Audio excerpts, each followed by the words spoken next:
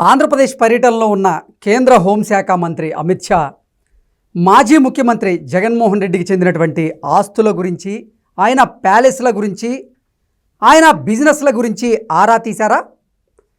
CM Chandrababu గారు, deputy CM Pawan Kalyan, అలాగే మంత్రి లోకేష్ గారి సమక్షంలో జగన్మోహన్ రెడ్డి ఆస్తుల గురించి కేంద్ర హోంశాఖ మంత్రి అమిత్ షా వివరాలు సేకరించారా? అంటే త్వరలో జగన్మోహన్ రెడ్డి ఆస్తుల మీద ఐటీ దాడులు జరిగేటువంటి అవకాశం ఉందా అంటే అవును అనేటువంటి సమాధానం ఇస్తున్నారు కొంతమంది రాజకీయ విశ్లేషకులు. ఈ నేపథ్యంలోనే ఇదే అంశం మీద మనం విశ్లేషణ చేసుకునేటువంటి ప్రయత్నం చేద్దాం. ప్రస్తుతం మనతో పాటు ఉన్నారు ప్రముఖ రాజకీయ విశ్లేషకులు అంకమరావు గారు. సార్తో మాట్లాడదాం. సార్ నమస్తే. సార్ నమస్తే కృష్ణ. సార్, కేంద్ర హోంశాఖ మంత్రి అమిత్ షా గారు ఆంధ్రప్రదేశ్ పర్యటనలో ఉన్నారు. ఈ నేపథ్యంలోనే అమిత్ షా గారు వైసీపీ అధినేత జగన్మోహన్ రెడ్డి ఆస్తుల మీద, అలాగే ఆయన బిజినెస్ల మీద, ఆయన ప్యాలెస్ల మీద ఆరా తీసినట్లుగా చంద్రబాబు గారిని, పవన్ కళ్యాణ్ గారిని, అలాగే లోకేష్ గారిని అడిగి ఆయన వివరాలు సేకరించినట్లుగా, త్వరలో జగన్మోహన్ రెడ్డి ఆస్తుల మీద ఐటీ దాడులు జరిగేటువంటి అవకాశం ఉంది అన్నట్లుగా కొన్ని వార్తలు వస్తూ ఉన్నాయి. వీటిని ఎలా చూడాలి సార్? అంటే అమిత్ షా గారికి జగన్మోహన్ రెడ్డికి ఎక్కడెక్కడ ఆస్తులు ఉన్నాయని తెలియవని చెప్పని జనాలు అనుకునే విధంగా ఉంది పరిస్థితి. ఆయనకి ప్రజలకు తెలిసిన దానికంటే కూడా జగన్మోహన్ రెడ్డికి ఎక్కడెక్కడే ఉన్నాయో మొత్తంగా క్షుణ్ణంగా వాళ్ళకి తెలుసు. ఎందుకంటే హోంశాఖ మంత్రి గారే కాకుండా మామూలుగా అతని మీద ఆదాయ పన్ను శాఖ వాళ్ళు గతంలో 43,000 కోట్లకు సంబంధించి ప్రతి వివరాలతో పొందుపరిచి అవి లావాదేవీలు జరపకుండా వాళ్ళు ఆపటం కూడా జరిగింది. అవన్నీ న్యాయస్థానంలో ఇప్పుడు విచారణలో ఉన్నాయి. దానికి సంబంధించి ఇప్పుడు మనం ఏ విధంగా అయితే మాట్లాడుకుంటున్నామో ఈ వివరాలన్నీ కూడా ఎప్పటికప్పుడు వాళ్ళకి, ఎందుకంటే కేంద్ర హోంమంత్రిగా అమిత్ షా గారు ప్రతి రాష్ట్రంలో ఉన్న ముఖ్యమంత్రి కావచ్చు, ప్రతిపక్ష నేత కావచ్చు, వాళ్ళకి సంబంధించిన వివరాలన్నీ వారి దగ్గర ఉంటాయి.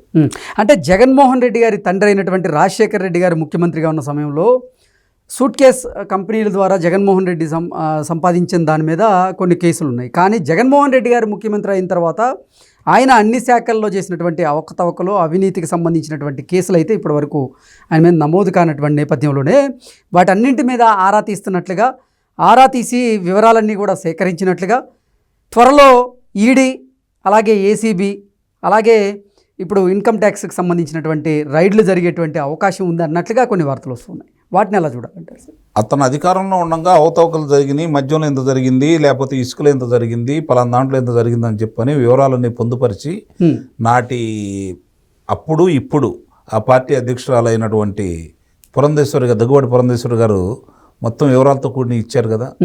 ఇవాళ కొత్తగా ఏం చెప్పేది అయితే కాదు కదా. కాకపోతే ఇప్పుడు అంటే కొన్ని మాటామంతి జరిగే కార్యక్రమంలో కొన్ని విషయాలు బయటకు వస్తాయని చెప్పి మనం మాట్లాడుకోవడమే కానీ వివరాలన్నీ వాళ్ళ దగ్గర ఉన్నాయి. ఓకే, అందుట్లో ఎలాంటి సందేహం కూడా ఏం లేదు. దానికి సంబంధించినటువంటి ఆధారాలు ఇప్పుడు ఈ రాష్ట్ర ప్రభుత్వం దగ్గర ఏ విధంగా ఉంది, వీళ్ళు ఏ విధంగా ముందుకెళ్తున్నారని చెప్పని తెలుసుకోవడానికి అడిగి ఉండొచ్చేమో కానీ ఆయన ప్రతి విషయం క్షుణ్ణంగా వాళ్ళ దగ్గర ఉన్నాయి. ఓకే, అందుట్లో ఎలాంటి సందేహం కూడా లేదు. మరి ఎందుకు కేంద్ర ప్రభుత్వం కానీ లేకపోతే కేంద్ర మంత్రులు కానీ జగన్మోహన్ రెడ్డి మీద చర్యలు తీసుకోవట్లేదు? అదే కదా ప్రజలకు అర్థం కాని ప్రశ్న.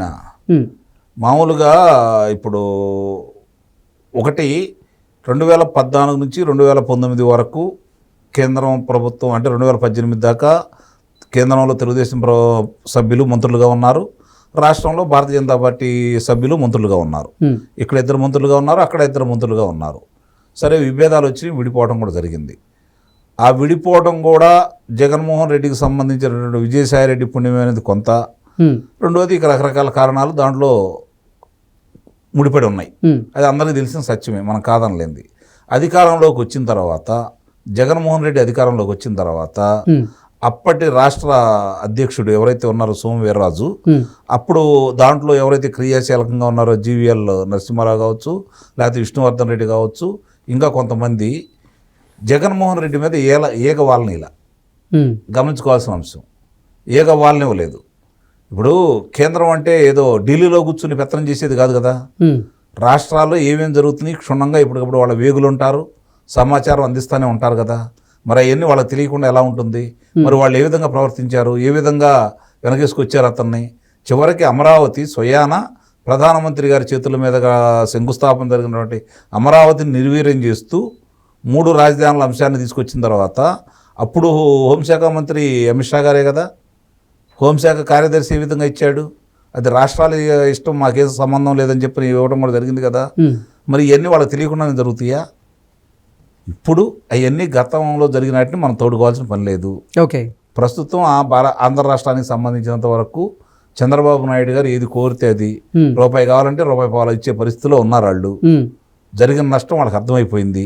మంచి జరిగిందో చెడు జరిగిందో, స్నేహం వల్ల జరిగిందో ద్వేషం వల్ల జరిగిందో, ఏది జరిగినా నష్టం అనేది ఆంధ్ర రాష్ట్రం నష్టపోయిందనేది వాళ్ళకి అర్థమైపోయింది. ఆంధ్ర రాష్ట్రం నష్టపోతే దేశానికి ఎంత నష్టం జరిగిందో కూడా వాళ్ళకి అర్థమైపోయింది. కాబట్టి దాన్ని మళ్ళీ పునరావృతం కాకుండా చేయటం కోసం ఈరోజు మళ్ళీ ఆంధ్ర రాష్ట్రంలో జరుగుతున్నటువంటి పురోగమనానికి నిస్సందేహంగా భారతీయ జనతా పార్టీ కేంద్ర ప్రభుత్వం పూర్తి సహాయ సహకారాలు అందిస్తుందనేది మాత్రం మనం చెప్పుకోవాలి. అర్థమైందా? ఈ క్రమంలో ఇప్పుడు వేగవంతంగా ఏదన్నా జరగాలి అంటే రాష్ట్ర ప్రభుత్వానికి సంబంధించి ఇప్పుడుకిప్పుడు ఈరోజు రఘురామకృష్ణరాజు గారి అంశంలో త్వరలో జగన్మోహన్ రెడ్డి కూడా విచారణకు పిలిచే అవకాశాలు ఉన్నాయని చెప్పని మనకు సమాచారం అందుతుంది. మిగిలిన కుంభకోణాలకు సంబంధించి ఈ రాష్ట్ర ప్రభుత్వం ఎంత వేగవంతంగా అతని మీద అభియోగాలు మోపి విచారణకు పిలిపిస్తే దాన్ని మాత్రం నిస్సందేహంగా కేంద్ర ప్రభుత్వం కూడా సహాయ సహకారాలు అందజేస్తుంది. గతంలో ఉన్నదానికి అభియోగాలకు సంబంధించి మీరు అన్నట్టు 2004లో రాజశేఖర రెడ్డి గారు ఎన్నికల సంఘానికి ఇచ్చిన దాంట్లో పొందుపరిచినటువంటి వివరాలు, ఆయనకు సంబంధించిన ఆస్తులు, ఆ వివరాలన్నీ కూడా వ్యాపారాలకు సంబంధించి పొందుపరిచిన దాంట్లో కూతురు పేరు మీద కానీ కుమారు పేరు మీద కానీ ఏముందో మనందరికీ తెలుసు. ఆయనకు ఆ రోజు ఆస్తులు ఏమున్నాయో తెలుసు. మరి 5 సంవత్సరాల 3 నెలల కాల పరిమితిలోనే మరి అన్ని ఆస్తులు ఎలా సమకూరి అనేది సమాధానానికి ఇందాక నేను చెప్పినట్టు ఆదాయ పన్ను శాఖ వాళ్ళ దగ్గర ఆ వివరాలన్నీ కూడా ఉన్నాయి. ఇవన్నీ కూడా ఆయన వ్యాపారాలు చేసి సంపాదించినవి అయితే కాదు కదా, అది ప్రజలందరూ కూడా తెలుసు. నిజంగా అంత వ్యాపార దక్షత ఆయన దగ్గర ఉంటే వాళ్ళ తండ్రి చనిపోయిన తర్వాత మళ్ళీ 2019లో అధికారం వచ్చేంత వరకు 10 సంవత్సరాలు ఎందుకు పురోగమనంలోకి వెళ్ళలేదు, ఎందుకు వ్యాపార అభివృద్ధి జరగలేదు, ఎందుకు విస్తరణ చేయలేదు, ఇవన్నీ కూడా మనం గమనించుకోవాల్సిన అంశం. అంటే ఆ రోజు తండ్రి అధికారంలో ఉన్నారు కాబట్టి కొడుకు పేరు మీద తండ్రి అవకాశం కల్పిస్తే కుమారుడికి కుమార్తెకి ఆస్తులు సమకూరిని. ఇది బహిరంగ రహస్యం, ఇందులో ఎలాంటి సందేహం కూడా ఏం లేదు.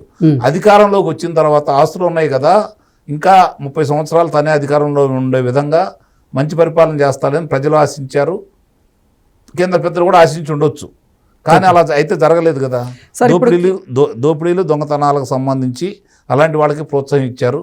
అది ముఖ్యమంత్రికి తెలియకుండా జరిగిందనేది లేదనేది ఇప్పుడు మనకు తెలుస్తున్నటువంటి వాస్తవం. ఈరోజు అమిత్ షా గారితో చంద్రబాబు గారు, పవన్ కళ్యాణ్ గారు, అలాగే లోకేష్ గారు భేటీ అయినటువంటి నేపథ్యంలో ఈ భేటీలో అసలు ఈ ప్రస్తావన రాలేదంటారా? జగన్మోహన్ రెడ్డికి సంబంధించిన నిస్సందేహంగా వచ్చినాయి. రాలేదని నేను ఎందుకు చెప్తాను? నిస్సందేహంగా వచ్చినాయి.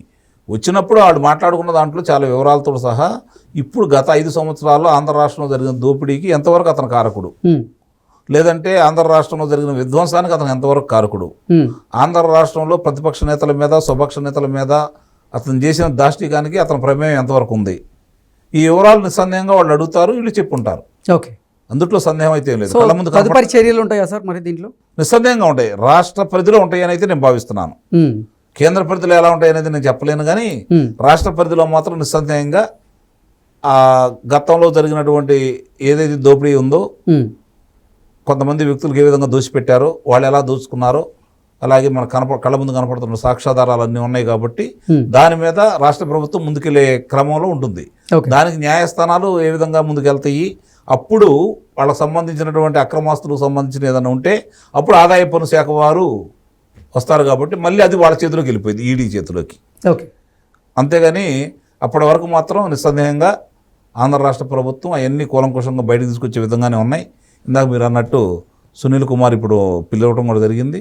రేపు పొద్దున జగన్మోహన్ రెడ్డి గారికి పిలుపు అందిద్ది, అట్లాగే పిఎస్ఆర్ ఆంజనేయులకి, ప్రభావతికి పిలుపు అందిద్ది. ఈ విచారణ క్రమంలో ఎంతమంది పేర్లు బయటకు వస్తాయో చూడాలి మనం. Okay sir, thank you.